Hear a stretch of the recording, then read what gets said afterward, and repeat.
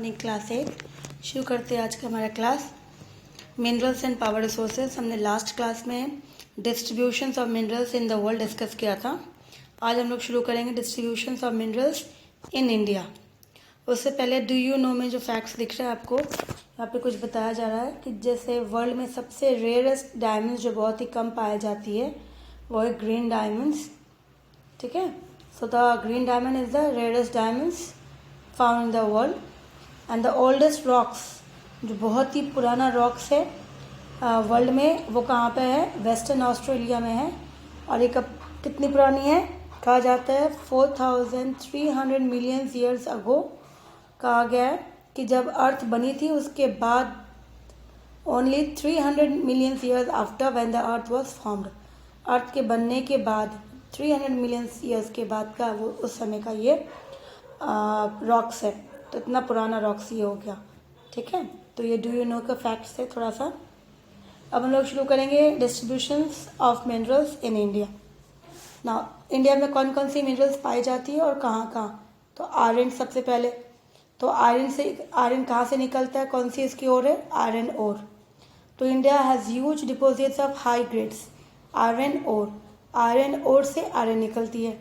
ठीक है, तो ये बहुत ज़्यादा हमारे क्वालिटी जो आयरन की बहुत ज़्यादा मात्रा में पाई जाती है इंडिया में, हमारे हाई ग्रेड्स वाले। So it is mainly found in the states of Jharkhand. कहाँ मिलती है? झारखंड में, उड़ीसा, छत्तीसगढ़, गोवा, मध्य प्रदेश, महाराष्ट्र, कर्नाटका। फिर इसके बाद बॉक्साइट्स। बॉक्साइट्स कहाँ पे है? बॉक्साइट से क्या निकलता है? हमने डिस्कस किया था ना, बॉक्साइट से क्या निकलता है? एल्युमिनियम। तो बॉक्साइट्स क्या है? The major area producing bauxites. तो बॉक्साइट इज अ ओर। किसकी ओर है? एल्युमिनियम की। तो बॉक्साइट्स कहाँ कहाँ पाया जाता है? झारखंड, उड़ीसा, मध्य प्रदेश, छत्तीसगढ़, गुजरात, महाराष्ट्र एंड तमिलनाडु, इतनी जगह में पाई जाती है। फिर माइका कहाँ पे पाया जाता है? माइका जो है they again found in Jharkhand, Bihar, Rajasthan, Andhra Pradesh. So ये याद रखना, माइका जो है India is the largest producer and exporter of mica in the world. तो इंडिया जो है बहुत ज़्यादा प्रोड्यूस करता है, लार्जेस्ट, क्योंकि हमारे पास माइका जो है, माइन जो माइका की बहुत ज़्यादा है। ये मिनरल्स हमारे देश में पाई जाती है और जिसके कारण हम वर्ल्ड को एक्सपोर्ट करते हैं। तो माइका के अंदर, क्योंकि माइका हमारे पास बहुत ज़्यादा है। ना copper, the deposit of copper found are mainly found in Rajasthan, Madhya Pradesh, Karnataka, Jharkhand and Andhra Pradesh. तो ये इतनी ही कम जगह में पाई जाती है कॉपर। तो राजस्थान सबसे पहले है, फिर एमपी आगे, महाराष्ट्र, मध्य प्रदेश, कर्नाटका, झारखंड एंड आंध्र प्रदेश। ठीक है, उसके बाद लाइमस्टोन्स। लाइमस्टोन्स भी कहा जाता है मेजर प्रोड्यूसिंग स्टेट्स कौन से हैं? बिहार, उड़ीसा, छत्तीसगढ़, मध्य प्रदेश, झारखंड थी, फिर मध्य प्रदेश, छत्तीसगढ़, गुजरात, राजस्थान एंड तमिलनाडु। तो इस सारे स्टेट्स में लाइमस्टोन्स पाए जाते हैं। फिर गोल्ड कहाँ कहाँ पाया जाता है? तो गोल्ड जो है, the gold deposits, the major gold deposits of gold in India are in the Kolar gold mines of Karnataka, जो मोस्टली अब ख़त्म होने वाला है। आपके बुक्स में इसकी पिक्चर्स क्लियर दिखेगी। ठीक है, ये कोलार माइंस, गोल्ड माइंस, जहाँ से गोल्ड निकाला जाता है। So mines are among the deepest mines in the world, making mines of this और एन एक्सपेंसिव प्रोसेस, क्योंकि इसको यहाँ से निकालना बहुत ही मुश्किल होती है, बहुत ही एक्सपेंसिव होता है, जिसके कारण इसकी प्राइस भी महंगी होती है। तो ठीक है, इस तरह से कहाँ पे है? कर्नाटका। तो इंडिया में गोल्ड कहाँ पे पाया जाता है? द मेजर डिपॉजिट, सबसे ज़्यादा डिपॉजिट जो है गोल्ड कोलार माइंस के अंदर है और ये कर्नाटका में है ना। सैल्ट में कहाँ कहाँ? 3 sources from which salt is obtain in India. तो ये हमें कहाँ का? सी, लेक्स एंड रॉक्स, ये तीनों जगह से हमें ऑब्टेन करते हैं salt. India is one of the world leading producer and exporter of salt. तो इंडिया जो है सबसे ज़्यादा, जिस तरह से हमने माइका का पढ़ा, तो उसी तरह से इंडिया जो है वर्ल्ड में लीडिंग है, प्रोड्यूस करता है और एक्सपोर्ट भी करता है वर्ल्ड को। तो हम सी से लेते हैं, लेक से बनाते हैं, क्योंकि जैसे एग्जांपल ले लो सांबर लेक इन राजस्थान, वो सॉल्टी बहुत ज़्यादा है, तो उससे वो इवापोरेशन के थ्रू, रॉक से भी इवापोरेशन के थ्रू होती है, सी से तो होती ही है। अब हम लोग मिनरल्स कहाँ यूज़ करते हैं? Uses of minerals, various industries uses minerals in some way or the other. हमारी इंडस्ट्रीज बहुत सारी है जो डिपेंड करती है मिनरल्स के ऊपर। अगर मिनरल्स नहीं होंगे तो इंडस्ट्री बंद हो जाएगी। तो minerals which are used in gems and jewellery are generally hard which are set in various styles of jewelleries. तो मिनरल्स जो जेम्स एंड ज्वेल्स में काम करते हैं, ठीक है, तो वो भी बहुत ज़्यादा है, वेरियस स्टाइल्स, अलग अलग डिज़ाइन बनाती है। तो वो डिपेंड होती है किसके ऊपर? मिनरल्स के ऊपर। आयरन जो है, iron is use in machineries, machine के अंदर आयरन यूज़ किया जाता है। इंफ्रास्ट्रक्चर्स को भी चीज़ें बना, बिल्डिंग्स बना, उसके अंदर आयरन यूज़ होती है। एक छोटे से नेल्स बोल लो, तो नेल्स अगर कोई चीज़ में कहीं नेल्स निकल जाती है, नट्स निकल जाती है, तो चीज़ लूज़ हो जाती है, तो वो किससे बना होता है? आयरन से बना होता है। तो आयरन जो है मेनली यूज़ जो होती है बहुत ज़्यादा होती है, इंडस्ट्री मशीनरीज में होती है। इंफ्रास्ट्रक्चर, कुछ भी चीज़ें बनाओ, बिल्डिंग्स बनाओ, उसमें भी यूज़ होती है। रेलवे, ब्रिज में लो, बिल्डिंग्स में लो, इंडस्ट्रीज में सब जगह यूज़ किया जाता है। इसके अलावा मेटल्स है, कॉपर्स है, ये भी यूज़ करते हैं। मेटल्स एंड कॉपर सबसे ज़्यादा किस में यूज़ करते हैं? इलेक्ट्रॉनिक्स में। इलेक्ट्रिकल वायर्स, यूटेंसिल्स, कॉपर की बर्तन होती है, पाइप्स, कॉइन्स मेटल्स की होती है। तो इसी तरह से ये चीज़ें जो है इलेक्ट्रॉनिक्स पर्पज़ के लिए यूज़ किया जाता है, metals and coppers. Now coal is used in furnaces and thermal plant. Now coal जो है बहुत चीज़ों में यूज़, जैसे कोल यूज़ करते हैं आयरन इंडस्ट्री जो होती है, आयरन ओस्ट इंडस्ट्री होती है, उसके अंदर मेल्ट करने के लिए आयरन को कोल बहुत ज़रूरी होती है। तो कोल जो है यूज़ करते हैं एज अ फर्नेस, उसको मिक्स करते हैं कोल किसके अंदर? आयरन के अंदर। फिर थर्मल प्लांट में क्या होता है? इससे इलेक्ट्रिसिटी प्रोड्यूस होती है, इससे इलेक्ट्रिसिटी प्रोड्यूस किया जाता है, जो अपने घर पे बिजली आती है। एक तो हाइड्रो इलेक्ट्रिसिटी होती है जो पानी से बनती है, और दूसरी थर्मल प्लांट जहाँ पे कोल से बनती है, कोयले से बनती है। साथ the electronic industry mainly uses mica. Electronic industry जो है वो भी यूज़ करती है क्या? मेनली कहा जाता है ज़्यादा से ज़्यादा माइका यूज़ किया जाता है। The computers at electronic industry uses silicon which obtain from quartz. तो कंप्यूटर एट इलेक्ट्रॉनिक इंडस्ट्री जो है, जो कंप्यूटर्स की पार्ट्स बनाती है, कंप्यूटर से रिलेटेड जो भी चीज़ें बनाती है इंडस्ट्री, वो सिलिकॉन यूज़ करती है। और सिलिकॉन जो है किससे बनता है? कहाँ से मिलती है? क्वार्ट्ज से मिलती है। Aluminium which is obtain from an ore bauxite से निकलती है।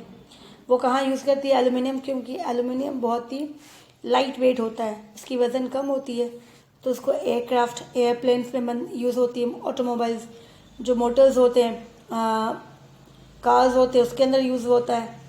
इंडस्ट्री यूज़ करती है, bolting industry, building, even in kitchen cookwares में भी एल्यूमिनियम की बर्तन बहुत कुछ यूज़ किया जाता है, ठीक है ना। नॉन मेटेलिक में अगर हम आते हैं, जैसे minerals, petroleum is use in chemical industry, transportation industry, furnace, वापस मेटल्स जो है, मेटेलिक नॉन मेटेलिक जो है फर्नेस में यूज़ किया जाता है। पेट्रोलियम, कोल को जैसे डिस्कस किया था हमने, तो ये सारा है जहाँ पे यूज़ किया जाता है लुब्रिकेंट्स जो लिक्विड फॉर्म में होती है, ठीक है।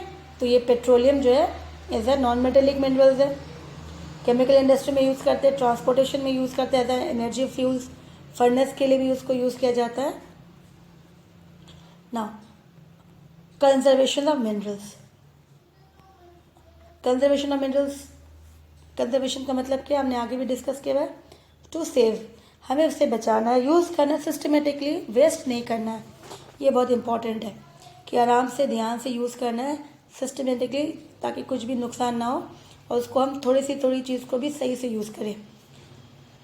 तो यहाँ पे कंजर्वेशन ऑफ मिनरल्स क्यों कहा गया? क्योंकि जो मिनरल्स बनी है अर्थ के बनने के बाद मिनरल्स फॉर्म हुई है, बिकॉज ऑफ द लावा जो अंदर है, क्रस्ट जो कोर है, इसके बाद मेंटल या फिर क्रस्ट है, तो इस तरह से लावा बाहर निकली है, केमिकल रिएक्शंस हुई है, बाहर निकली, इस तरह से जो क्रस्ट लेयर है वो रॉक्स है, तो इससे बहुत कुछ चेंजेस हुआ है। उसके साथ साथ बहुत कुछ ट्रैप्ड हो गई, जैसे फॉसिल फ्यूल्स है, पेड़ पौधे, एनिमल्स बीच में दब गए, फिर उसके ऊपर एक लेयर परत जम गई धीरे धीरे, तो केमिकल चेंजेस के कारण बहुत कुछ मिनरल्स फॉर्म्ड हुआ है, तो उसको बनने में मिलियंस एंड मिलियंस ईयर्स लग गया।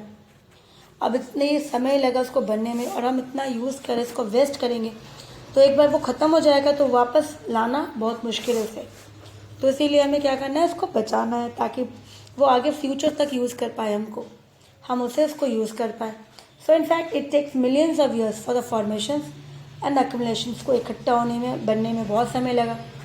देयरफॉर हमारे पास मिनरल्स जो है मतलब लिमिटेड से, और उसी को यूज़ करना है तो हमें बहुत सोच समझ के यूज़ करना है। जुडिशियस मतलब बहुत ही सोच समझ के यूज़ करना है ताकि आगे वाला भविष्य, फ्यूचर जो है, नेक्स्ट जनरेशन, वो भी उसे यूज़ कर पाए। तो वो तब होगा जब हम उसे अभी अच्छे से यूज़ कर पाएंगे, सेफली, वेस्ट नहीं करेंगे। क्योंकि the rate of formation is much slower then the rate of which the human consume this minerals. क्योंकि बनने में इसको इतना समय लग जाता है, स्लो बहुत है, लेकिन उससे कहीं ज़्यादा ह्यूमन्स उसको यूज़ कर रहा, खर्च कर रहा है, तो बैलेंस करना बहुत मुश्किल है। क्योंकि हम यूज़ बहुत स्पीड में कर रहे हैं और बनना बहुत मुश्किल है, इसको बहुत ही स्लो प्रोसेस है। तो इसीलिए ज़रूरी है हम उसको वेस्ट ना करें। So another method by which minerals resource can be conserved is recycle of metals. और एक अच्छे तरीके हैं जो आज मोस्टली उसके ऊपर फोकस किया जाता है कि हम मिनरल्स को रिसाइकल करें। ठीक है, तो बहुत इंपॉर्टेंट रिसाइकल अगर हम मिनरल्स को करते हैं तो recycling of metals. Hints the strategy for resources conservation method includes reuse, recycle. Example reuse, reduce and recycle. हम बार एक ही चीज़ को यूज़ कर सकते हैं, बार बार रिसाइकल कर सकते हैं, या फिर रिड्यूस, अपना यूज़ करना, खर्च करना कम कर सकते हैं। The scrap from machines, ships etcetera can be recycle. जो स्क्रैप्स, जो टूटे फूटे चीज़ें होती है मशीन से बनने के बाद, या मशीन ख़राब हो जाती है, शिप से कुछ ख़राब हो जाता है तो वो क्रैप्स हो जाती है, इसको हम फेंक देते हैं। तो वो चीज़ें आराम से उसको वापस से हम उसको रिसाइकल करके एक नया शीट, एक नया आयरन शीट बना सकते हैं, और उसके बाद उसको हम वापस यूज़ कर सकते हैं, नया प्रोडक्ट बना सकते हैं। दूसरा क्या है, economic use, economical use of resources. हमें सोच समझ के यूज़ करना है। To save oil, use public transport. अगर आपके पास कार है तो ज़रूरी है कि आप कार को यूज़ करो। अगर छोटा सा डिस्टेंस है तो आप खुद जा सकते हो, डिस्टेंस, वॉकिंग डिस्टेंस, या फिर पब्लिक ट्रांसपोर्ट लो, जहाँ पे आप अगर पब्लिक ट्रांसपोर्ट लेते तो आप क्या करते हो, आप फ्यूज़, अपना पेट्रोल सेव करते हैं, और साथ साथ हम दूसरी चीज़ क्या करते हैं, इन्वायरमेंट को भी सेव करते हैं, पोल्यूशन कम होता है। या फिर पूल करना है। पूल ट्रांसपोर्ट का मतलब कि अगर कोई एक ही रास्ते में, एक ही रूट में जा रहा है तो सारे अपने अपने कार्स ना लेके, अगर एक ही रूट में कोई एक ऑफिस साथ में काम करते, एक ही रूट में पड़ता है, तो अगर आप 4 जन जाओगे तो 4 कार्स लेके जाओगे। It's better we should take 1 car, और 1 कार में 4 person easily travelling, 4 to 6 person easily travelling कर सकता है। तो मतलब हमने मान लो 4 कार को सेव किया, मतलब 4 कार की जो पेट्रोल थी, एनर्जी हमने सेव कर दी। ठीक है, तो इसी तरह से कहा जाता है कार पूलिंग कहा जाता है इसको, या फिर पूल ट्रांसपोर्ट। ऐसे हम रिड्यूस कर सकते हैं अपना कंजप्शन, पेट्रोल बचा सकते हैं, साथ साथ पॉल्यूशन को भी हम कम कर सकते हैं। फिर सब्स्टिट्यूशन, मतलब उसके अलावा दूसरी कोई चीज़ यूज़ कर सकते हैं। आजकल सब्स्टिट्यूट यूज़ किया जाता है सोलर एनर्जी, विंड एनर्जी, ताकि हम अपना थर्मल पावर, जो कोयले से पावर यूज़ किया जा रहा है, उसको कम किया जाए, ताकि कोयले जो ख़त्म होने वाला है। साथ साथ इससे पोल्यूशन भी बहुत ज़्यादा होता है।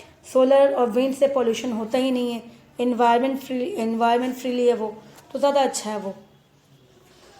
Power resources are use by us in our daily life for various purpose. जिससे हमें एनर्जी मिलती है, जैसे इलेक्ट्रिसिटी हो गया, गाड़ी के लिए पेट्रोल चाहिए, तो ये सारा जो है पावर, जिससे हमें कोई चीज़ को स्टार्ट करना होता है।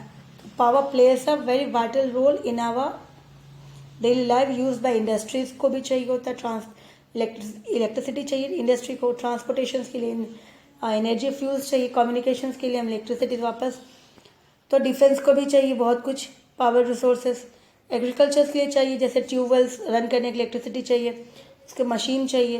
तो ये सब चीज़ें जो हमारी लाइफ को बहुत ज़्यादा इंपॉर्टेंट सपोर्ट देता है। So our life will come to an stand. तो हमारी लाइफ एकदम स्टैंड में आ जाएगी, रुक जाएगी, अगर ये सब चीज़ें हमारे पास ना हो। ठीक है, तो इसके लिए हमें इसे बहुत ज़रूरी है पावर रिसोर्स को सोच समझ के यूज़ करना। अब हम पावर रिसोर्स को यूज़ करेंगे, साथ में उसको डिसाइड करेंगे, क्लासीफाई करेंगे। इसे क्लासीफाई करेंगे into conventional and non conventional resources में। तो कन्वेंशनल रिसोर्सेज किसे कहते हैं? The resource which has been used since earlier time और टर्म एज कन्वेंशनल रिसोर्सेज। तो यहाँ पे जो रिसोर्सेज हम बहुत पहले से यूज़ करते हुए आ रहे हैं, ठीक है, अर्लियर टाइम मतलब बहुत पहले से करते हुए आ रहे हैं, उसको हम कहेंगे कन्वेंशनल सोर्सेस ऑफ एनर्जी।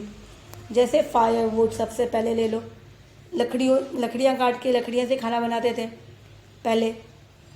तो in India more than 50% of energy used by villagers आज भी वो किससे बनाते हैं? फायरवुड से बनाते हैं, आग लकड़ियों को जला के। तो the advantage of firewood are that it can easily collected, क्योंकि ये ईजिली मिल जाता है, कलेक्ट कर सकते, चीप सस्ता होता है इसके लिए।